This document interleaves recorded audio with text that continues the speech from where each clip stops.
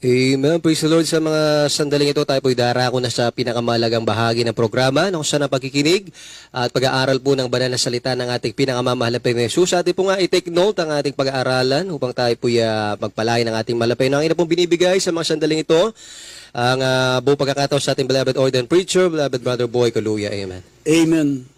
Purihin po ang ating pinakamamahal na Panginoon, ang pinakamataas na pagsamba, pagpupuri, pagluwalhati ay para sa ating dakilang Diyos natin pinaglilingkuran, sa ating pinakamamahal na Panginoon Jesucristo. At God bless you sa ating beloved MC, beloved Brother Paulo. Mga minamahal, nagpapaabot din po ako ng pagbati sa mga minamahal natin mga kapatid sa ating pinakamamahal na Panginoon. Sa lahat po ng ating mga webcast viewers, Luzon, Visayas, Mindanao, maligayang panonood at pakikinig po sa inyo, isang kagalakan para sa amin ang inyong patuloy na pagsuporta sa ating pambanal na gawain, maging sa mga kapatiran natin dyan sa ibayong dagat. Maligayang panonood at pakikinig po sa inyo. Nagpapabot din po ako ng dobleng paggalang sa ating minamahal at ginagalang na pastor, beloved evangelist Wilde Estrada Almeida, the end-time prophet of our loving God. Sa lahat po ng mga beloved children, the Almeida family, magandang gabi po. At patuloy po natin pag-alaala sa mga hindi malilimutang aral ng ating beloved Assistant Pastor Lina C. Almeida. Kaya hindi po maminamal, manalangin po muna tayo upang minsan pa dumaloy ang kapangyarihan ng ating dakilang Diyos habang kayo po ay nakikinig ng kanyang mga banal na salita. Tayo po manalangin, mga minamahal. Opo, dakil at mapagpala po naming Ama, Diyos na makapangyarihan sa lahat. Sa makapangyarihang pangalan ng aming pinakamamahal na Panginoon Jesucristo, kami po, mahal na Panginoon, ay unang-una humingi po kami ng kapatawaran sa aming mga pagkukulang, sa aming mga pagkakamali, pagkakasala. Dakilan Diyos, patawarin mo po kami, linisin mo po ang aming mga puso, gawin mo po kaming karapat dapat magdala na yung banal at sagradong salita. Dakilan Diyos, bigyan mo ng pananampalataya ang mga nakikinig, lalo na po ang mga may metaglay na karamdaman upang dumaloy ang dakilang kapangyarihan, mahal na Panginoon. Pagpalain mo po yung mga salita, alisin mo mga alinlangan sa puso ng mga nakikinig. Aming sinasaway lahat ng gawa ng kalaban, demons of unbelief and doubts, demons of hindrances. We bind up our darkness in Jesus' name. Amen and amen. Purin po ang ating pinakamamahal pa nung maminamal, kain libuksan po natin pambungad na talata dito sa Psalms 90 verse 10 and verse 12. Basahin po natin ang mga talata. Dito po sa aklat po ng mga awit, chapter 90, verse 10 at italon ng 12. Dito sa GIS, sabi dito sa mga awit 90, chapter 10, sabi po dito sa GIS, ang mga kaarawan ng aming mga taon ay 70 taon, o kung dahil sa kalakasan, ay umaabot ng 80 taon. Gayunmay, ang kanilang kapalaluan ay hirap at kapanglawan lamang, sapagkat madaling napapawi, at kami ay nagsisilipad sa talon ng 12. Kaya ituro mo sa amin ang pagbilang ng aming mga kaarawan upang kami ay magtamo sa amin ng pusong may karunungan. Amen. Amen. Amin naman ang ating pong paksa, pamagatan po nating numbering our days. Bilangin natin ang ating kaarawan, maminamal ang ating araw. Alam niyo, maminamahal, ang isa sa paraan ng pagbibilang ng ating kaarawan ay yung pong pagdaraos ng ating pong tinatawag na pagsilang. Ito yung birthday, maminamahal.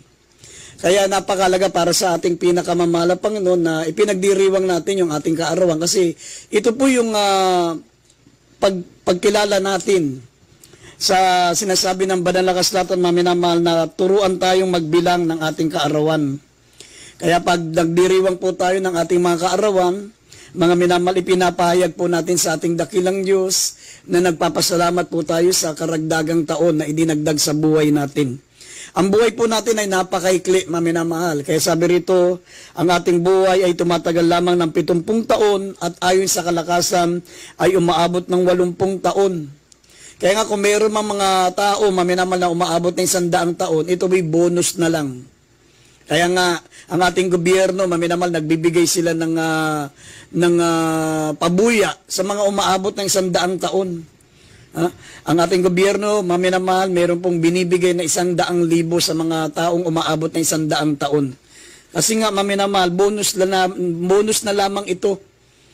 Ang buhay ng tao, sabi rito, maminamal, ito po'y umaabot lamang ng 70 taon at dahil sa kalakasan ay umaabot ng 80 taon. Kaya kung meron tayo mga kamag-anak, maminamahal na lagpas na po ng 90, lagpas na po ng 80, gawin nating precious sila, maminamahal para sa atin sapagkat mga minamahal, binibigyan ng Diyos ang ang ating mga loved ones na umabot sa ganitong panahon, ganun taon para mga minamahal, maalala natin sila palagi. Sabi nga, maminamahal ng banal na kasulatan, ituro mo sa akin. Sabi, ituro sa atin, sabi ni David, maminamahal, na ituro mo sa amin ang pagbilang na aming kaarawan upang kami magtamo ng pusong may karunungan.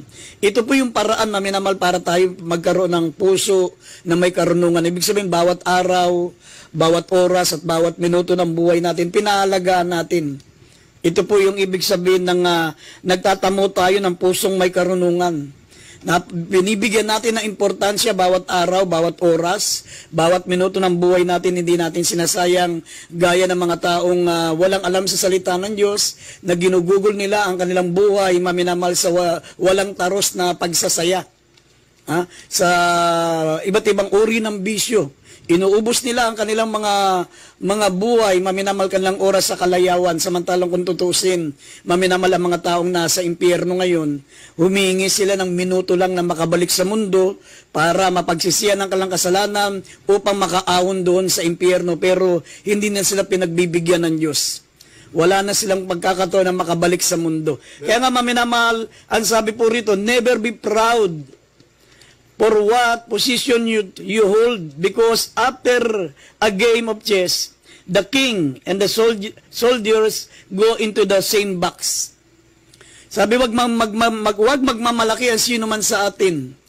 Maminamal, ano man ang posisyon na ating inahawakan, ano man ang ating katungkulan ngayon. Tayo po'y hari, tayo po'y mga prinsipe, tayo po'y mga senador, tayo po'y presidente, tayo po'y congressman, tayo po'y mayor. Huwag po nating ipagmalaki kung ano man posisyon meron tayo ngayon, maminamal, sapagat ang buhay natin ay gaya ng chess, gaya ng larong chess. Darating ang araw, maminamal, ang hari, ang pawn, ang horse, ang bawat pyesa ng chess, pagkatapos ng laro, iisa ang kanilang uuwian, isang kawon ang kanilang paglalagyan.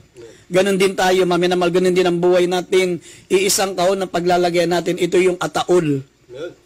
Kaya nga, maminamal, ito po yung paraan ng pagbilang. Sabi ng banal na kasulatan, remember our days are numbered.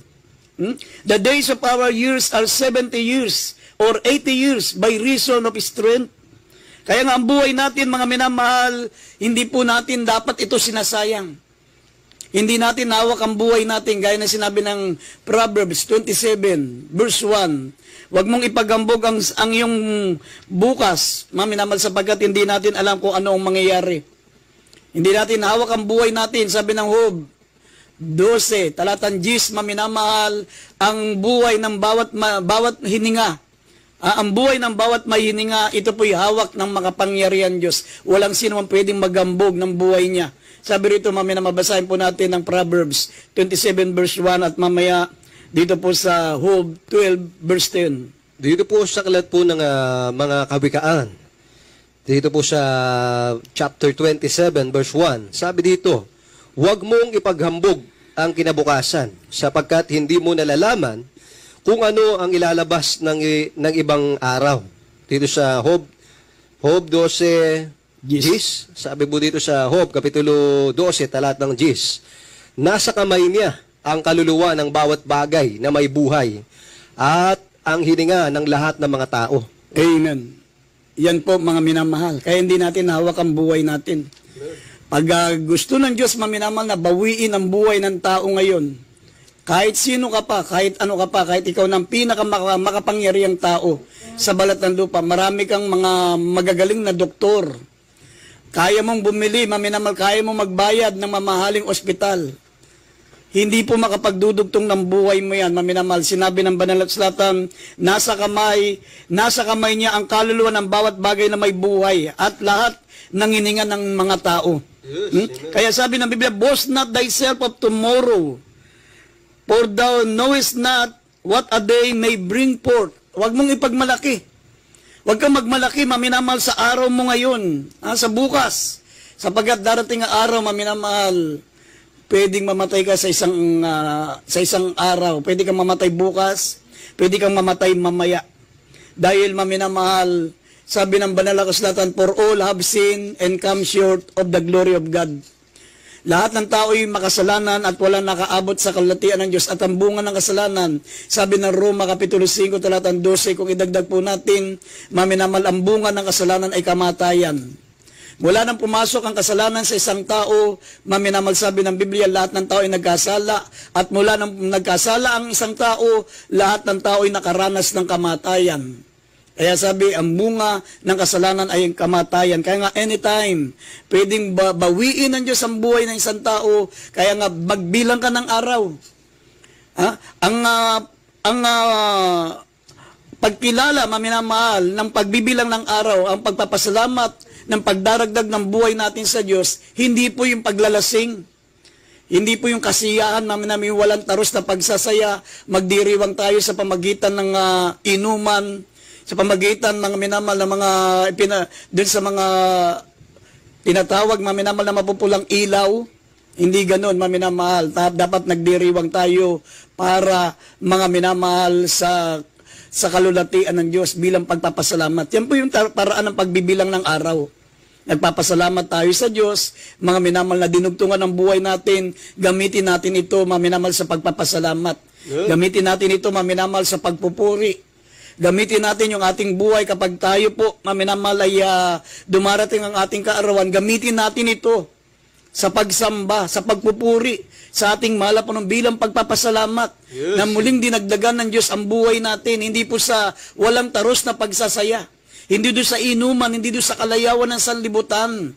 Hindi ganun ang tamang pagdiriwang, maminamal. Kaya tandaan po natin, anytime pwedeng bawi ng buhay mo ng Diyos, sapagkat sabi ng Biblia, mula nang pumasok ang kasalanan sa isang tao, mga minamal, naranasan ng lahat ng taong kamatayan, sapagkat ang kabayaran ng kasalanan ay ang kamatayan. Basahin po natin Roma 5, talatang 12. Dito po sa mga taga-Roma, Kapitulo 5, talatang 12, sabi po dito, kaya kung paano nasa pamamagitan ng isang tao ay pumasok ang kasalanan sa sanglibutan at ang kamatayan sa pamamagitan ng kasalanan at sa ganito'y ang kamatayan ay naranasan ng lahat ng mga tao sapagkat ang lahat ay nangagkasala. Amen. Ang lahat ay nagkasala. Sin is hereditary. Ang lahat ay nagkasala. Kung paanong sa pamagitan ng isang tao pumasok ang kasalanan sa sanlibutan at ang kamatayan sa pamagitan ng kasalanan, at sa ganito'y ang kamatayan ay naranasan ng mga tao sapagkat lahat ay nagkasala.